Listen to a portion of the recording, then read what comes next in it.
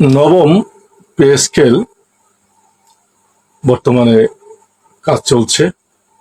প্রথমে কথা ছিল 6 মাসের মধ্যে তারা রিপোর্ট করবেন, পরবর্তীতে 3 মাসে এগিয়ে আনা হয় এবং এবছরের এই পে কমিশন যারা আছেন তারা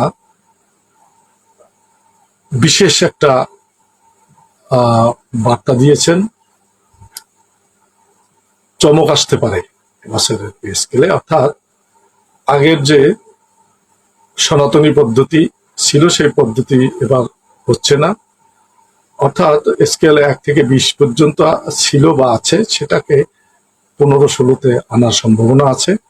আর একটা সমন্বয় থাকবে, একটা অনুবাদ থাকবে, সর্বোচ্চ সর্বনিম্নর মধ্যে একটা ভালো একটা যোগ থাকবে। অর্থাৎ একেবারে যেমন আগে ছিল 8,500 টাকা সর্বনিম্ন, আর একেবারে 78,000 টাকা, অনেক গুণ, 12-13 গুণ বেশি। তা এখানে এ ধরনের হচ্ছে না এবছর হয়তো বা যতটা শোনা যাচ্ছে নিম্নে 20,000 টাকা থাকবে, এরকম একটা সম্ভাবনা আছে। আর স্কেলগুলো মধ্যে যে ফারাক আছে, পার্থক্য আগে যেমন বা বর্তমানে যেটা আছে 200, 400, 500 টাকার মতো ও একটা স্কেলে উন্নতি হলে সেই টাকা পায়, সেটা কোনো হিসাবের আসে না। এবার এরকম হবে না, এবার মোটামুটি ভাবে একটা সমন্বয় থাকবে। উচ্চ পর্যায়ে যেমন থাকবে আর নিম্ন পর্যায়ে এরকম একটা স্কেলের গ্যাপ থাকবে, জানি পরবর্তী স্কেলে গেলে যেন সে ভালো একটা টাকা পায়। এভাবেই।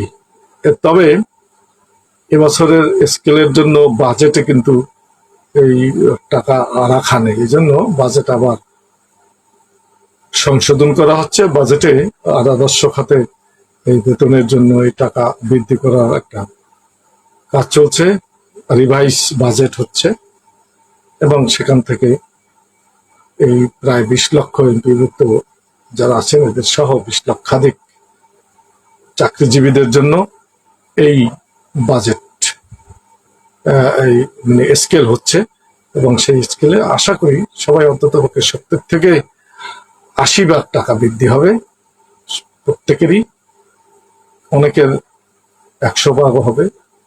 যারা নিম্ন স্কেলে আছেন তাদেরই বৃদ্ধি হবে বেশি, কারণ তাদের 120%, 150% অনেকে বৃদ্ধি হতে পারে।